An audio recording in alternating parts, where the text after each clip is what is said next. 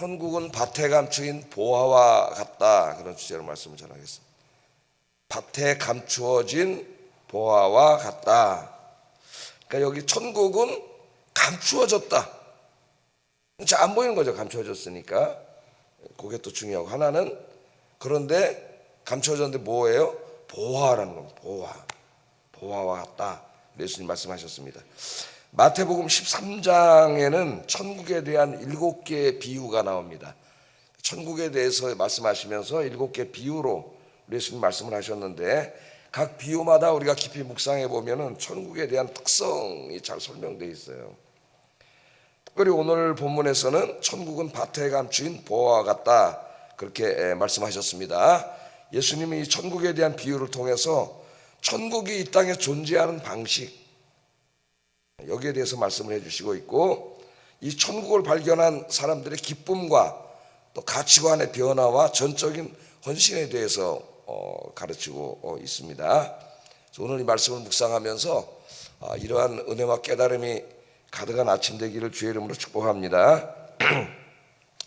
중국의 한 농촌에서 이제 가정교회를 섬기던 한 자매가 있었답니다. 공산주의 치하에서 이 자매가 이제 몰래 예수님 믿다가 공안에게 붙잡혀가지고 예수님을 믿는다는 이유로 여러 번 구속당하고 또 직장에서도 쫓겨나고 자녀들의 공교육도 제한받고 그런 어려움을 받았다 그래요. 그러니까 주변 동네 사람들이 안타까운 마음으로 이분을 쳐다봤다고 합니다.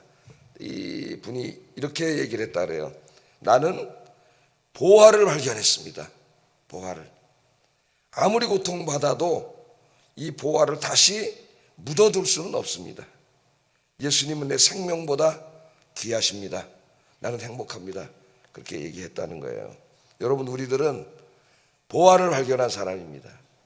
인생이라고 하는 우리 인생의 밭을 걸어가다가 어느 날 보화를 발견했어요. 다른 사람들은 전혀 찾지 못한 그 보화를 발견했는데, 그 보화를 안 갖겠다고 땅 파고 돌 묻어놓고 집에 가는 사람은 없죠.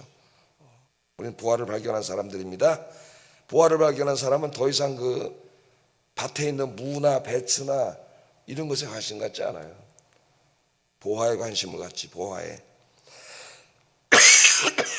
세상의 헛된 것들에 마음 뺏기지 말고 우리가 발견한 주님과 천국을 바라보며 사시는 여러분 되기를 주의 이름으로 축복합니다. 자, 그럼 오늘 비유를 좀 살펴보겠어요. 여기 이제 두 가지 비유를 읽었는데요. 밭에 감추인 보화, 또 진주, 진짜 진주, 내용이 같습니다. 내용이 같은 내용이에요. 자, 오늘 그러면 핵심은 44절인데 다시 한번 읽어보겠습니다. 시작.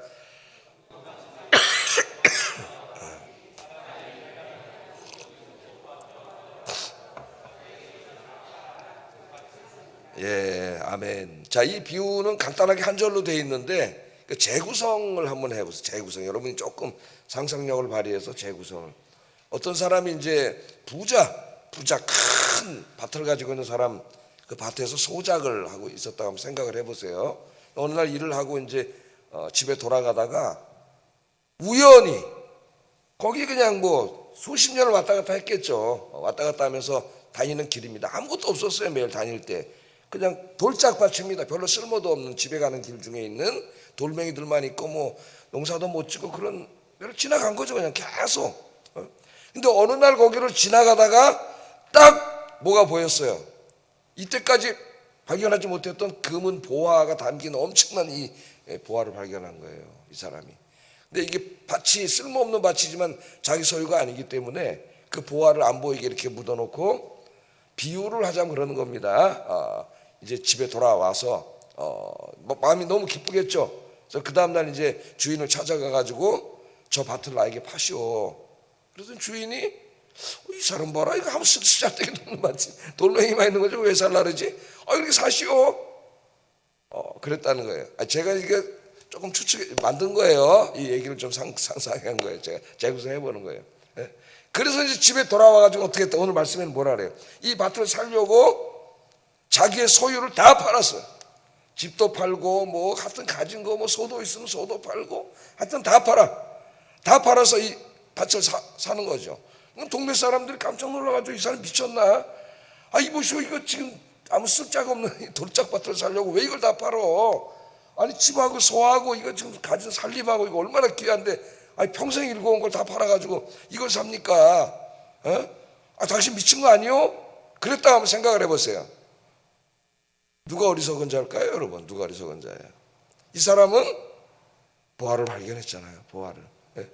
이까지 집하고 뭐 소하고 뭐 내가 가진 조그만 재산하고 이것과는 비교할 수 없는 보화를 발견했어요. 그것들을 다 팔아서라도 이걸 사면 수지 맞는 거죠. 오늘 제가 이렇게 이 비유를 잠깐 이렇게 한번 재구성해 보였습니다. 우리 그리스도인들은 누구예요? 보화를 발견한 사람이에요. 보화를. 우리 인생의 밭을 지나가다가 보화를 발견한 사람입니다. 이 보화가 여기 천국으로 나와 있습니다. 천국은 이와 같다 그랬으니까 여기 천국은 다른 말로 하면 예수님이라고 할 수 있어요. 같은 동의어예요. 우리 예수님 만나고 천국의 보화를 발견한 사람입니다. 그래서 이 새벽에 여기 오늘 고난주간 새벽기도 나왔어요. 안 믿는 옆집 친구가 이 새벽에 잠도 안 자고 3시, 4시 일어나가지고 뭐하러 가는 거야 이 사람아? 잠이나 더 자지. 그 사람 누가 불쌍한 사람이에요, 여러분? 우리는 보화를 발견했잖아요. 보화를. 여러분들이 사실을 잊지 마시기를 주의 이름으로 축복합니다. 자, 그러면 한번 조금 더 분석을 해보겠습니다. 이 보화를 발견했는데, 자, 첫 번째 이 보화는 이제 천국 비유인데 밭에 감추어진 보화와 같다 이렇게 했습니다. 천국은 밭에 감추어진 보화와 같다 이렇게 얘기합니다. 첫째, 천국은 뭘 보여줘? 감추어져 있다는 걸 보여줘. 감추어져 있다. 이게 보화인데 감추어져 있어요. 보화인지 알면은 모든 사람들이 다 팔아서 사겠죠. 근데 이게 감추어져 있어요. 감추어져 있다. 천국은 분명히 실제하지만 감추어져 있어서 사람들이 알아보지 못한다는 겁니다. 알지 못한다는 거예요. 그래서 오늘 많은 사람들이 교회를 안 나오는 거예요, 여러분. 보화인지를 알지를 못해요. 천국은 감추어진 보화와 같다. 두 가지를 말합니다. 천국은 실제한다.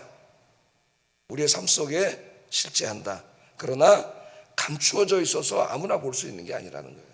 감추어져 있다는 겁니다. 자, 이 보화를 발견한 사람은 누굽니까, 여러분? 저와 여러분이에요. 저와 여러분이 이미 보화를 발견한 사람들입니다. 그런데 이 보화를 발견한 오늘 비유에 나오는 이 사람을 보세요. 어떻게 발견했어요? 비유 안에서 보면은 어느 날 그냥 그 맨날 다니는 길을 지나다니다가 우연히 발견한 거죠.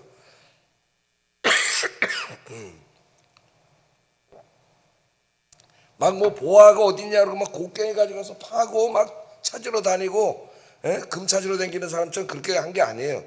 그냥 집에 갔다 왔다 갔다 하다가 비유 속에서 우연히 발견한 겁니다. 그래서 보화를 발견한 거예요. 많은 사람이 그 길로 다녔지만 아무도 볼 수 없었어요. 그 사람 눈에만 보인 겁니다. 아무도 못 봤는데 그래서 보화를 발견한 거예요. 이 사람이. 자, 이 말씀을 우리에게 한번 적용을 해보세요. 우리들이 예수님을 믿고 천국 백성이 된 것은 우리가 막 노력을 하고 막 그래서 얻어진 게 아닙니다. 전적인 하나님의 은혜임을 보여줘요. 그 똑똑하고 잘난 사람들이 지금 이 시간에도 아무도 보지 못하고 있는데 이 보화를 아무도 보지 못하고 있는데 이 천국의 보화를 아무도 모르고 있는데 누구 눈에만 보여주셨어요? 하나님이 우리에게 찾아오셔서 우리의 눈을 열어주셔가지고 2000년 전에 예수 그리스도와 함께 이 땅에 임한 하나님의 나라 천국을 볼 수 있게 해주셨어요. 볼 수 있게.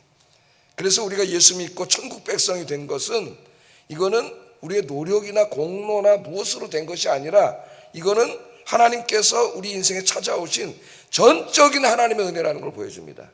감추어져 있어요. 지금도 감추어져 있어요. 하나님이 은혜의 눈을 열어주셔야만 볼 수 있는 거예요. 그런데 이 은혜의 눈을 열어줄 때 이제 전도라는 것을 통해서 열어주는 걸 우리가 알고 있습니다. 저렇게 열심히 전도를 해야 되는 거죠. 그러나 이 눈을 열어주시는 분은 하나님이세요. 하나님. 그래서 오늘 이 아침에 내 눈을 열어주셔서 이 천국 보화를 볼 수 있게 해주신 이 은혜 감사하는 시간이 되기를 주의 이름으로 축복합니다. 자, 그 다음에 예수 믿고 이제 이 보화를 발견했잖아요. 여러분이 한번 발견했다고 생각해 보세요. 어디 지나가다가 이렇게 있어가지고 딱 보니까 이만한 상자에 그냥 막 다이아몬드에다 금에다가 막 금은 보화가 막 이만한 걸 하나 발견했다고 생각해 보세요. 슬플까요? 기쁠까요? 기쁘지. 너무 기쁘죠. 이게 웬 떡이냐. 인생이 바뀌잖아요. 인생이 너무 기쁘겠죠. 그래서 이 천국을 본 사람들의 이제 삶이 변화되는데 첫 번째가 뭐냐면 기쁨이에요. 기쁨. 사람이 이를 발견한 후 숨겨두고 기뻐하여 이렇게 나오잖아요. 기뻐하여. 얼마나 기쁘겠습니까? 오늘 세상 사람들이 겉으로는 기뻐하는 것 같지만은 참된 기쁨을 누리지 못하고 살고 있습니다. 하나님 떠난 이후에 참된 기쁨이 없어요. 왜 사람들이 기뻐하지 않느냐? 왜 기쁨을 상실했는가? 세 가지를 말할 수가 있습니다. 첫째는 인간에게 죽음이 찾아왔다는 거예요. 죄진 다음에 모든 인간은 죽습니다. 누구나 태어나면 어떻게 돼요? 태어나서 생로병사, 늙고 병들고 죽어요. 교회를 안 다녀도 누구나 다 알고 있습니다. 사람들은 죽음이라는 거예요. 그래서 언젠가는 죽는 걸 생각하면 참 기가 막힌 거죠. 지금 내가 오늘도 열심히 일해가지고 돈도 벌고 막 집도 아파트도 하나 사고 막 그러려는데 그럼 뭐하나 좀 있으면 죽는데 죽음 다 놓고 가야 되는데 그래서 인생에는 허무주의가 생기고 실존주의가 생겨나고 막 그러지 않습니까? 죽음 앞에 오면 두렵고 불안하고 인생 모든 게 무의미해지는 거예요. 의미가 없는 거예요. 그래서 인간이 기쁘다가도 죽는다는 생각하면 무서운 거죠. 두렵고 기쁨이 싹 사라져요. 왜 우리가 기쁨을 상실했느냐? 죽음 때문입니다. 죽는다는 걸 알아요. 자기가 죽는다는 걸. 자, 두 번째, 인간이 기쁨을 상실한 두 번째 이유는 현재와 미래에 대한 불안이라 그래요. 불안. 인간은 늘 불안합니다. 육신을 입고 사는 이상 염려와 불안으로부터 벗어날 수가 없어요. 아무리 지금 행복한 사람도 불안해. 왜? 이 행복이 깨질까봐 불안하다래요. 너무 행복한 사람, 상담학 책이나 이런 책을 읽어보면 어떤 사람은 지금 너무나 행복해요. 좋은 남편 만나서 너무 행복하게 살고 있어요. 그런데 불안하대요. 왜 불안해? 이게 깨질까봐 불안해요. 지금은 건강하지만 이 건강이 언젠가 무너져서 병들까봐 불안한 거예요. 지금 현재는 행복하지만 내일 어떤 일이 벌어질지 몰라. 또 전쟁이 일어나면 어떡하지? 요새 막 땅이 푹푹 꺼지는데 어떡하지? 인간의 마음속에 불안해요. 이 불확실성이죠.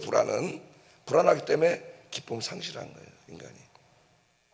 세 번째는 마음에 있는 상처 때문에 기쁨이 없다 그럽니다. 상처. 우리 살아가면서 가족과의 관계도 있고 또 많은 사람들을 만나면서 우리가 살아가는데 그 만남이 우리에게 항상 기쁨을 주는 게 아닙니다. 상처를 굉장히 많이 받죠. 상처는 주로 가까운 사람들에게 받아요. 엄마 아버지한테 받을 수도 있고 자녀들에게 받을 수도 있고 같은 교인끼리도 받을 수도 있고 상처. 그러니까 우리는 상처를 주고받아. 이 상처가 우리 안에 있는 이상은 행복할 수가 없어요. 우리가. 기쁨이 사라집니다. 이 세 가지 때문에 인간은 기쁨을 상실했다 그래요. 일반적으로 죽음과 불안과 상처, 이 누구나가 안고 살아가는 거죠. 그런데 이제 이 하나님의 은혜로 밭에 보화를 발견하고 예수님을 만난 사람은 이 세 가지 고통으로부터 우리가 해방되게 됩니다. 예수님 믿게 되면서 여러분 부활에 대한 확신을 갖게 되고 그러면서 죽음에 대한 불안과 두려움이 우리 마음속에서 점점 사라지기 시작해요. 완전히 사라지진 않겠지만은 부활과 영생과 천국을 소망하기 때문에 점점 사라져가요. 하나님이 지켜주심을 확신하게 되면서 그런 믿음이 생기면서 불안도 점점 사라집니다. 내 마음을 찢어놓고 아프게 했던 이 상처도 우리 주님이 위로해 주시기 때문에 이 상처도 다 치유가 돼요. 그래서 이 밭에 부활을 발견한 사람들은 죽음에 대한 그 공포, 두려움, 그런 불안, 상처가 다 치유되고 그래서 뭐가 찾아와요? 기쁨이 찾아와요. 기쁨이. 오늘 천국을 발견한 사람은 굉장히 기쁩니다. 오늘 새벽에 이 하나님이 주시는 기쁨이 가득하기를 주의 이름으로 축복합니다. 소리가 잘 안 나오니까 내가 소리가 너무 힘들어 진짜. 그래도 내가 그저 홈페이지 들어보니까 소리로 나오는 건 그래도 나오더라고. 나는 너무 힘들어요. 지금 소리가 잘 안 나와서. 자, 세 번째로 이 비유에서 생각해 볼 게 있습니다. 천국을 발견한 사람은 이제 천국을 최고의 가치로 여기며 산다는 거예요.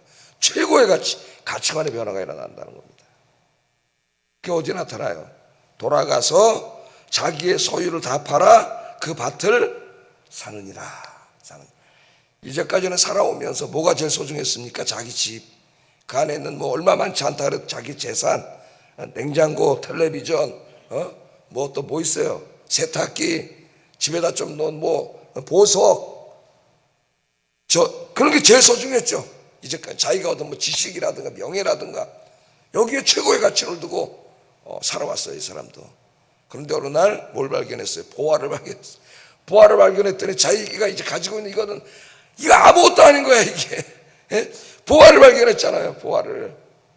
그래서 어떻게 해요? 자기가 제일 소중하게 여겼던 것을 다 팔아, 이걸. 이게 아무것도 아닌 거잖아요, 이걸 다 팔아서라도 뭘 얻어야 돼요? 이 보화를 얻어야 돼요. 그래서 이걸 다 팔고 있습니다. 우리가 인생길을 이렇게 살아가다 보면은 우리 눈에 보이는 것들이 저 고층 건물들이 막 있고, 아파트가 막 있고, 백화점이 있고, 좋은 물건이 있고, 막 금은 보화가 있고, 막 백화점 가면 사고 싶은 게 너무 많고, 막 이게 최고인 줄 알고 우리가 어느 날 여기다 최고의 가치를 두고 나 저거만 있으면 행복할 거야, 아파트 하나 있으면 행복할 거야, 기쁠 거야, 그렇게 살아가는 거죠. 거기다 최고의 가치를 두고. 근데 어느 날 주님이 찾아오셔서 여러분들이 보화를 발견한 거예요. 주님을 만나고 천국의 보화를 발견한 거예요. 그 천국의 보화와 저걸 비교해 봤더니 저거는 낡은 집에 불과한 거예요. 아무것도 아닌 거예요. 그래서 어떻게 해요? 이 사람처럼 모든 걸 들여서, 모든 걸 헌신해서 희생해서 그 천국을 사는 거죠. 가치관의 변화가 일어난 거예요. 제가 미국에서 공부할 때 한번 말씀드린 것 같은데, 헬라어 시간입니다. 헬라어 시간. 신학 공부를 하는데 이제 맨 처음부터 가서 세 과목을 들어야 되는데 영어가 상당히 힘들어서 못 따라가겠어요. 그래서 이제 한 과목은 일부러 언어로 들었습니다. 언어는 잘할 수 있어요, 걔들보다. 언어는 외우면 되니까 헬라어를 이제 하고 있는데, 헬라어 시간에 굉장히 잘하는 사람이 있어요. 백인인데 좀 나이가 다른 애들보다 나이가 좀 있더라고. 너무 잘하더라고. 저는 이제 한국에서도 한 거기 때문에 이렇게 박장 끼고 이제 이렇게 잘하네. 너무 잘하더라고, 이 사람이. 그래서 나중에 이제 어떻게 만나가지고 이야기할 기회가 있었는데, 이 사람이 누군가 이렇게 봤더니 제가 있던 플러 신학교 옆에 나사본부가 있는데, LA에 파사디나라고 하는 곳에 나사본부가 있는데, 그 나사본부에서 일하는 물리학자예요. 유명한 물리학자예요. 물리학 박사야. 그게 이제까지는 머리가 천재죠. 수재예요. 나사본부의 박사니까. 공부하면서 그 지식과 물리학, 명예, 대학 교수, 나사 연구원, 엄청난 것에 가치를 두고 교만하게 살아왔는데, 어느 날 그 마음속에 예수님 만나게 된 거예요. 그게 단지 알고 눈이 멀어서 그것만 쳐다보고 살아왔는데, 어느 날 우리 주님의 은총이 임해가 눈이 확 열린 예수님을 발견한 거예요. 천국을 발견한 거예요. 사도 바울처럼 부활하신 주님을 확 발견하니까 그냥 자기가 가치 있게 여기던 세상 것들이 다 배설물로 보이죠. 다 배설물. 이 배설물을 얻겠다고 바울이 내가 그렇게 뛰어다녔다, 이제는 배설물이 아니라 내가 발견한 보화인 예수 그리스도와 천국을 위해서 내가 산다고 바울이 말하지 않았습니까? 이 사람도 똑같은 경험을 했더라고요. 주님이 찾아오셔서 눈을 열어주신 거예요. 예수님을 만나고 천국의 보화를 발견했어요. 그랬더니 자기가 최고로 여겼던 그 박사에다가 막 나사본부 연구원에다 명예와 이 모든 것들이 다 배설물로 보이는 거야. 이게 아무것도 아닌 거예요. 그래서 그것들을 내려놓고 자기 인생을 이제 이 주님을 위해서 드리기 위해서 신학교에 와가지고 지금 그 한참 열몇 살 동생들하고 신학을 공부하고 있더라고. 신학을 목사가 돼서 헌신하겠다고. 여러분 오해하지 마세요. 은혜 받은 사람, 부활을 발견한 사람은 직장을 다 때려치고 목사가 돼야 되는가, 그 얘기를 하려고 하는 게 아닙니다, 여러분. 물론 그렇게 부르신 사람도 있어요. 신학교 가면은 나이 좀 드셔서 오신 분들이 있습니다. 큰 회사 중견 간부로 있다 온 사람도 있고, 무슨 판검사 하다 온 사람도 있고, 갑자기 늦게 부름을 받은 사람들, 늦게 부활을 발견하고 온 사람들도 있지만, 대부분은 이제 제 나이에 오신 분들이 많고요. 제가 목사가 다 되라고 하는 말이 아닙니다. 헌신한다는 말이 우리의 가치관이 변해야 된다는 거예요. 가치관이. 이제까지 이 세상에 이 보이는 것들, 이것들 최고 가치로 여기다가 이제 여러분 예수님을 발견했잖아요. 천국을 발견했잖아요. 여러분의 가치관이 변화되기를 주의 이름으로 축복합니다. 그래서 이 발견한 사람은 어떻게 소유를 다 팔아서 사잖아요. 그 소유를 팔 때, 이 소리가 안 나온다. 소유를 팔 때 이 사람이 막 부담 느꼈습니까? 막 아까워했습니까? 그런 사람이 있나요? 그것과 비교도 안 되는 여기 엄청난 보화를 발견했는데 그걸 살려고 집을 팔고 자기 세간을 팔면서 아까워하고 막 억지로 하고 막 부담돼서 하고 막 그런 사람 있나요? 이 사람 어떻게 하고 있어요? 그 천국을 발견했잖아요. 보화를 발견했잖아요. 기쁨으로 다 팔자. 기쁨으로 다 헌신하고 희생하고 그 보화를 얻기 위해서. 여러분 이 말씀을 깊이 생각합니다. 남은 인생이 우리의 눈을 열어주신 주님, 천국 보화를 발견하게 해주신 우리 주님 은혜 생각하면서 다 드리고 헌신하고 그렇게 살아가시기를 주의 이름으로 축복합니다. 목이 아파서 여기까지만 설교하겠습니다. 우리 기도하겠습니다. 기도.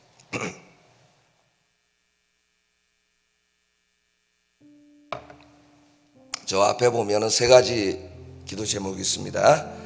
나의 눈을 열어주셔서 천국의 부활을 발견하게 해주신 하나님의 은혜에 늘 감사하는 삶을 살게 하소서. 천국의 기쁨이 가득하여 죽음에 대한 공포와 걱정과 불안과 상처가 사라지고 기쁨이 가득한 인생이 되게 하소서. 천국의 부활의 최고의 가치를 두고 살게 하시고 이 땅에 천국을 이루는데 나의 모든 것을 희생하고 헌신하며 살게 하소서. 기도하겠습니다.